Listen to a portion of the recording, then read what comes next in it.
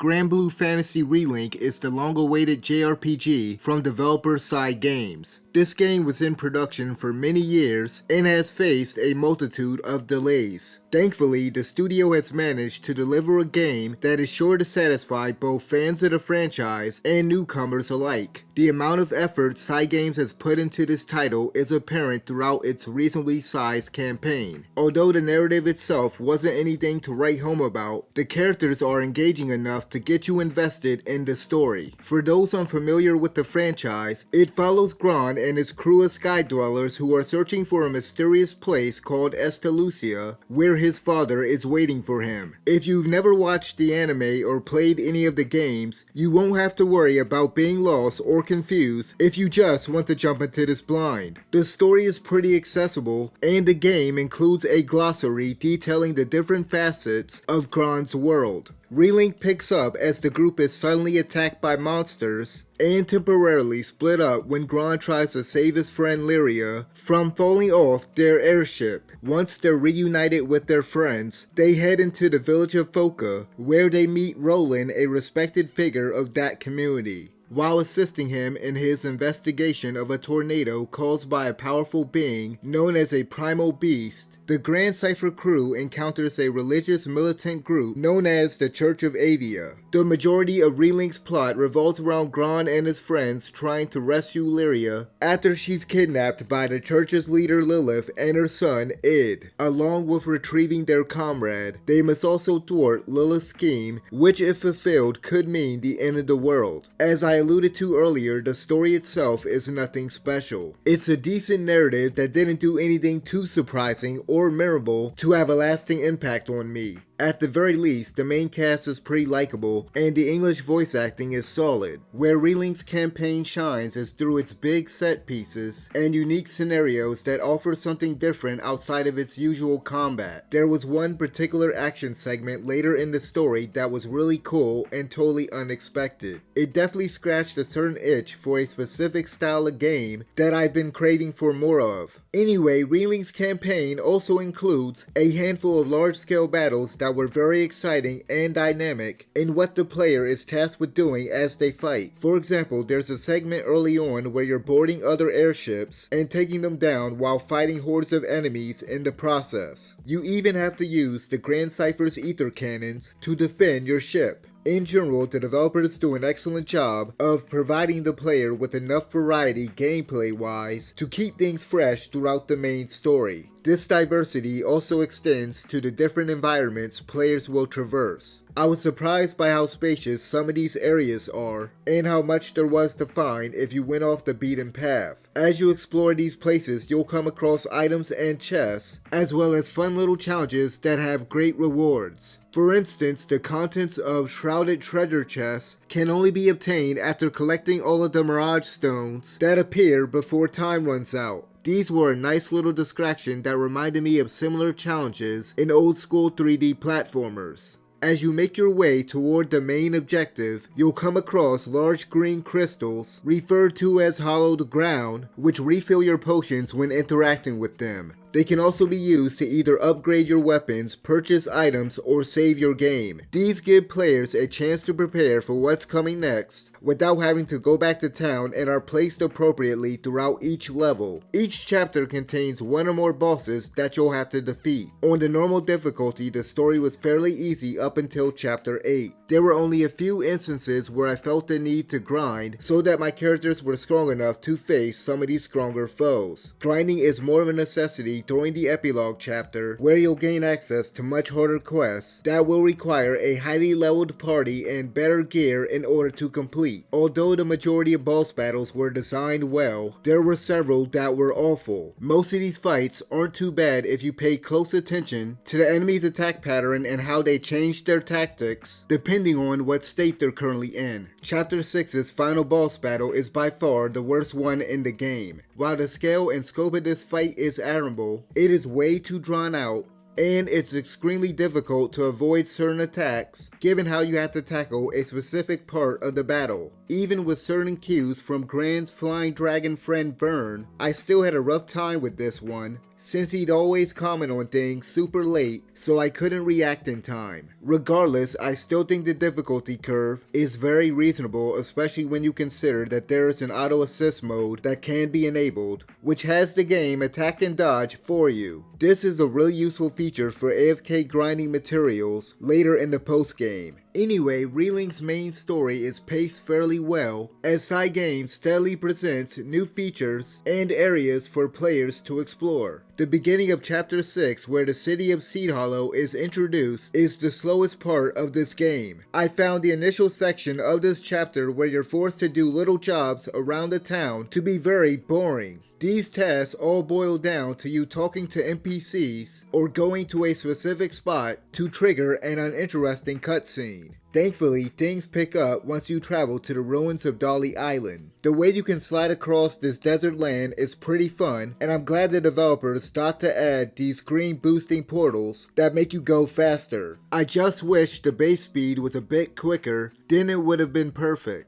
My biggest gripe with the campaign is the in-game content and how the epilogue chapter is dragged out. After finishing the initial storyline, an additional chapter will be unlocked, which mostly requires you to complete a multitude of repeatable side quests. These quests are framed as jobs meant for Roland, which doesn't always make sense narratively given who some of these enemies you face are. Nevertheless, the game adds a seemingly endless batch of missions that recycle the same bosses and enemies that appeared in the main storyline. There are little variations for a handful of quests, but nothing that really shakes things up in an interesting way. This chapter is pretty underwhelming in terms of content, as a lot of it is just rehashing boss fights and quests from earlier in the game. As a result, the epilogue might start to feel a bit tedious and repetitive after a while, given how unreasonably long it is. Once you complete the bonus chapter, you'll gain access to another series of harder missions to tackle. At the time of writing, I haven't finished each one of these additional quests, but from what I've played so far, there still doesn't seem to be much creativity in the mission design.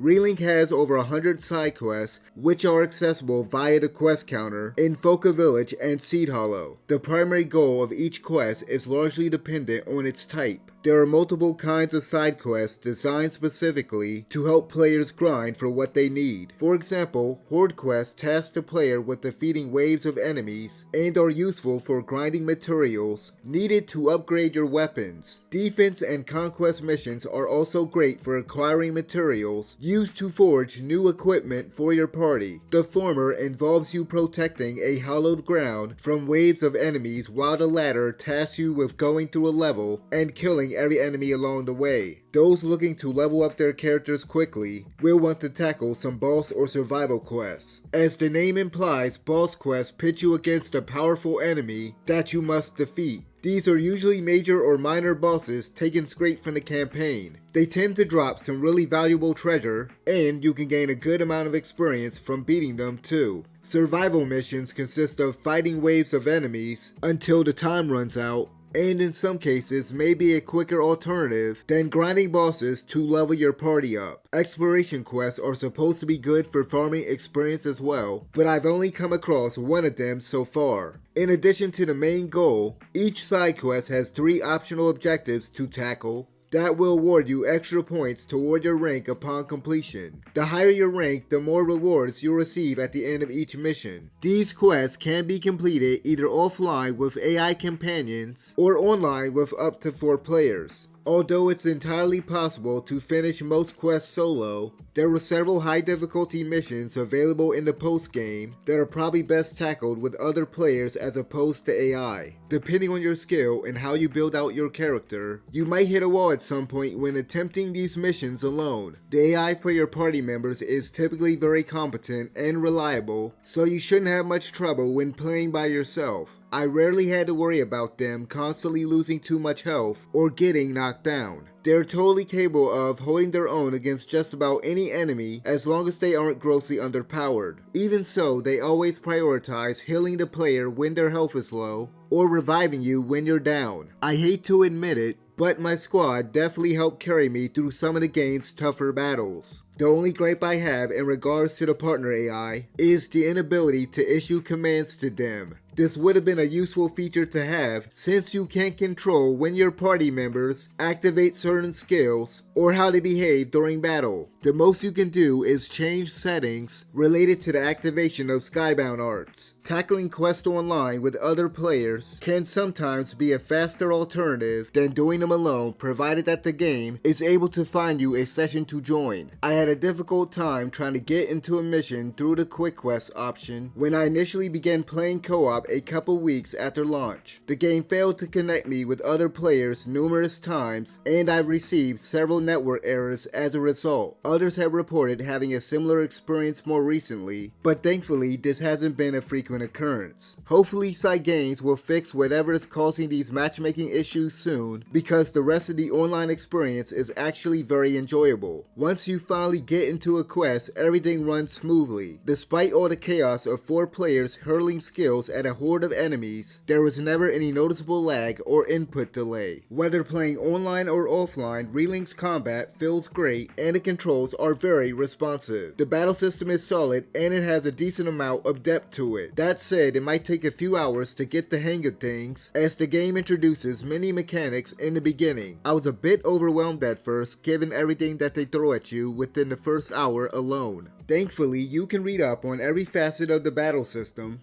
at any time by accessing Lyria's journal in the pause menu. Once you have a firm understanding of how the combat works and find a few characters you like, the core gameplay is very enjoyable. During battle, you'll have access to several universal offensive and defensive options. In addition to a basic normal attack, every character has a unique attack that is specific to them. Hitting an enemy will increase their stun gauge, which will in turn trigger a link chance once it's completely full. A link chance gives you the opportunity to perform a link attack, which will increase your party's link level. Your link level can be raised by performing certain actions, like using a blue potion that heals your teammates, or doing a special move referred to as a Skybound art. These super moves can only be unleashed when the SPA meter under your health bar is completely full. This gauge fills up as you attack enemies and resets whenever you successfully land a Skybound art. When used in succession with your party member's Skybound arts, you'll do a chain burst, which is an element-based finishing move that can deal a ton of damage. These were always fun to pull off, especially during multiplayer sessions whenever the chance prompt would pop up. Doing a chain burst with your teammates will also boost your link level too. Once your link level reaches 100% and every member of the party has executed a link attack, Link time will trigger, temporarily slowing down all enemies on the battlefield, giving you an advantage over your foes. While link time is in effect, your health will begin to regenerate, and the cooldown period for your skills will be reduced. Your attack power and critical hit rate will also be increased as well. Link time is extremely useful during boss battles when attempting to break parts of an enemy's body. Bosses in Relink are very dynamic, changing their attack pattern depending on their current state. A boss's status is affected by its mode bar, which changes whenever it takes damage. Attacking a boss will fill up their mode bar, and once it's full, it'll enter overdrive, boosting its stats significantly. While in this state, it will utilize a different set of moves, and damaging the boss will reduce its meter. Completely depleting the mode bar will cause it to go into its break phase, giving you the perfect opportunity to attack it relentlessly. The boss will eventually get back up and revert to its normal state, in which you'd have to repeat the process again to break it. This state-based boss fight structure works very well and provides a gameplay loop that is pretty fun once you get used to it. In addition to the different states mentioned previously, some bosses can become bloodthirsty as the battle progresses. While this effect is active, your attacks will deal less damage and Skybound arts will be less effective. When a boss is bloodthirsty, it's best to prioritize your survival and protect yourself by utilizing the many defensive options available to you. Aside from jumping and using certain skills, There are two primary ways to avoid taking damage from enemy attacks in this game: blocking and dodging. You can perform a perfect dodge or perfect block by guarding or evading precisely when an enemy is about to hit you. Executing a perfect dodge will grant you invisibility for a short period of time. Pulling off a perfect guard will not only negate any damage you receive, but also increase an enemy's stun gauge as well. Unfortunately, you have to unlock these defensive options through each character's mastery skill tree, which I think was a bizarre design decision. Something like that should be accessible by default for the entire roster. I'll go into more detail about this game's character progression and customization features later. Relink has a total of 20 playable characters, which is pretty impressive for a JRPG. Most of them are unlockable via crewmate cards that you obtain periodically throughout the story and for finishing certain quests. Gold Dahlia badges can also be traded for these as well, but this item can only be acquired by playing missions online.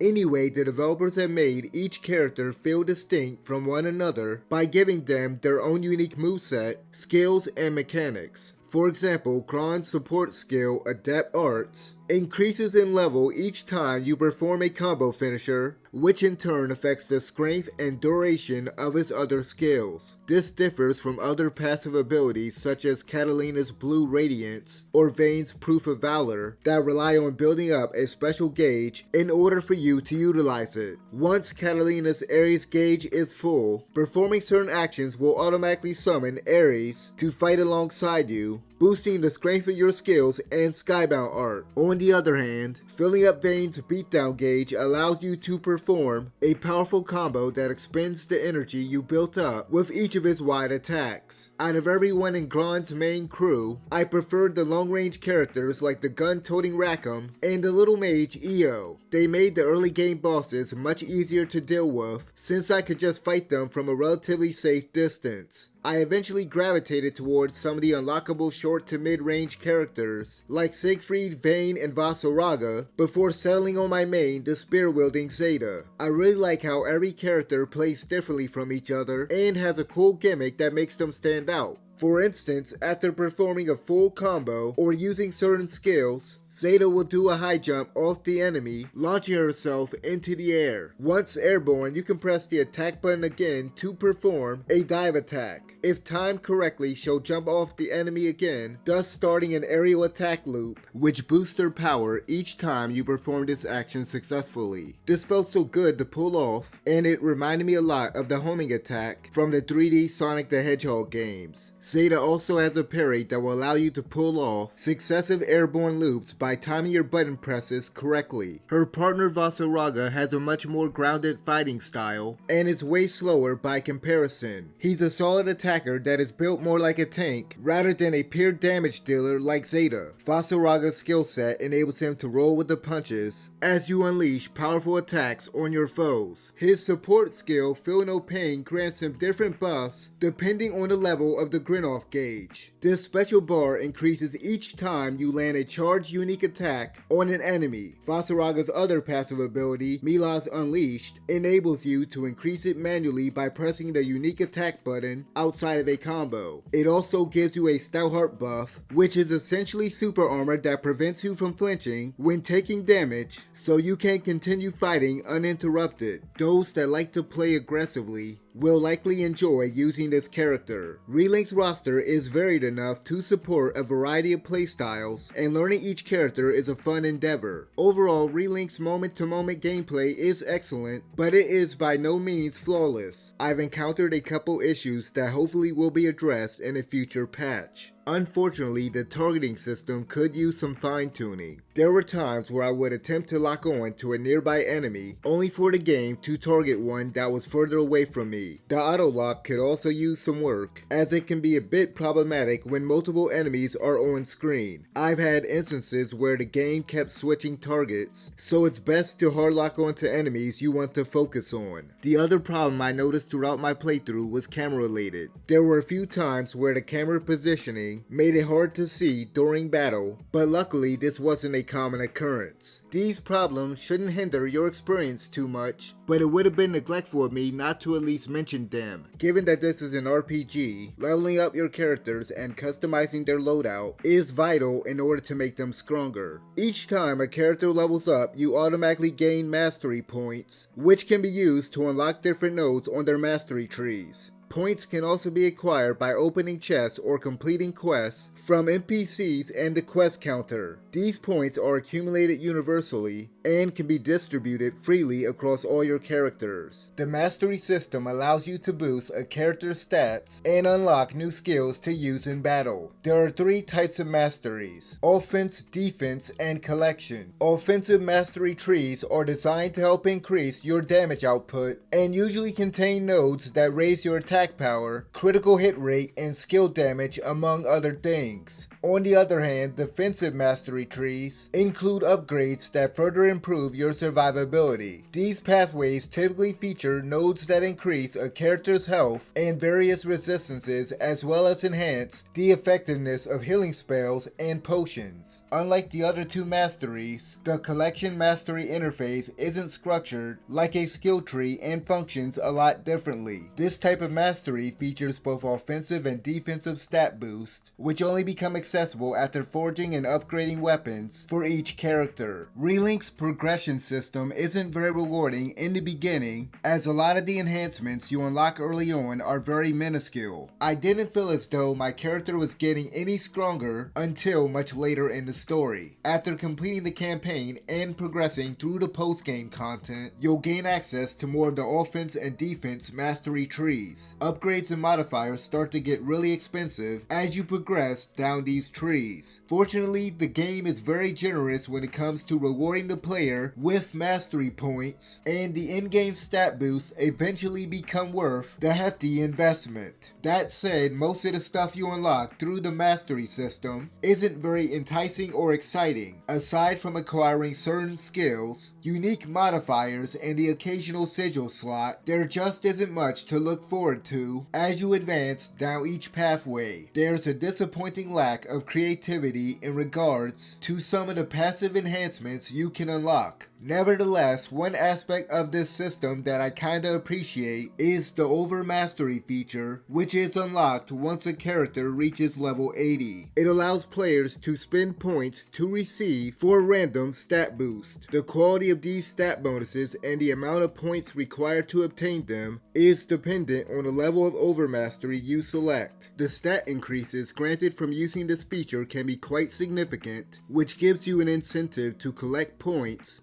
even after reaching the max level. While this is a nice idea, I'm not a fan of the randomized nature of it. I wish you were able to just allocate the points toward 4 stats of your choosing, but I understand why they designed it this way. The developers want you to keep grinding and coming back in hopes of getting the bonuses you desire. Of course, there are a few other ways to make your characters stronger outside of the mastery system. One option is to forge better weapons and upgrade them by visiting the blacksmith in town. Weapons alter a character's attack and health stat, which factors into their overall power level. Each one has its own passive attribute dependent on its class that either grants some kind of stat or damage bonus. You can also add more passive traits to your weapons by imbuing them with a right stone. These items may include a variety of unique traits outside of the usual stat boost. For example, a stone may have traits that shorten your skill cooldowns, increase your stun power, or make enemies less likely to target you. Equipable accessories called sigils can provide similar benefits and is yet another way to strengthen your characters. Sigils give you the freedom to customize your characters to fit your needs. There are a multitude of ways to obtain one of these effect-granting items. They're commonly acquired as a random drop or quest reward, but you can also trade for them at Cyril's Knickknack Shack. Sigils usually have only one trait, which can be enhanced by the blacksmith. However, once you reach the post-game, you'll gain access to a couple new features that will allow you to obtain sigils with additional traits. Double attribute sigils can be obtained at random after unlocking the transmute and transmarvel function at the Knickknack Shack. In order to utilize these features, you must exchange a certain amount of knick-knack vouchers. The quickest way to get these coupons is by either trading a sigil, right stone, or a piece of treasure for them. Vouchers can also be obtained by finishing certain high difficulty quests, or as a reward for maxing out your experience when a character is at level 100. Some of the best sigils in the game can be obtained through transmutation and transmarveling. This is unfortunate since the RNG in this game is kinda awful. If you're someone who enjoys min-maxing your characters in an RPG, you're gonna have a love-hate relationship with this game. I've seen countless posts online from players that have spent dozens of hours grinding the same missions in the hopes of getting certain rare materials and sigils.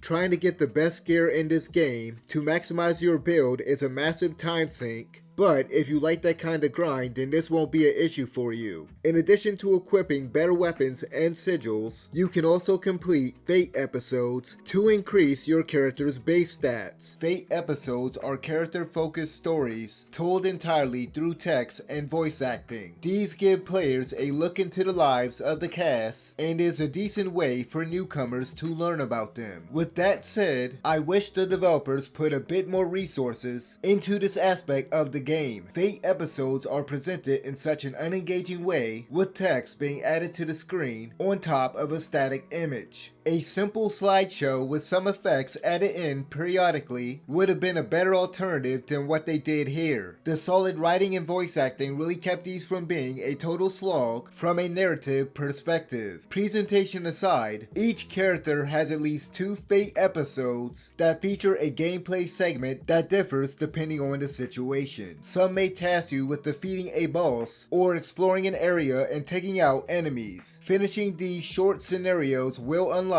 an additional sigil slot for your character instead of the usual stat enhancement. Before I close this review out, I need to touch on the quality of the visuals and performance as a whole. Graphically speaking, Relink isn't as striking as it was back in 2016, which is to be expected given its long development cycle. That said, the animation for the cutscenes and the skybound arts still look good. In regards to performance, the game runs fine on PlayStation 5 both in performance and quality mode. Load times were fairly quick, and I've yet to experience any severe frame rate drops throughout my 60+ hour playtime. However, I did notice some slight pop-in during a late game cutscene and a bit while running around Seed Hollow. Luckily, this wasn't a recurring issue, so you shouldn't have to worry about it breaking your immersion too much. Granblue Fantasy Relink is an excellent action RPG that is well worth purchasing at full price despite its occasional flaws. While its narrative is kinda forgettable and the post-game content is largely underwhelming, the main campaign is still worth the playthrough for its smooth combat, exciting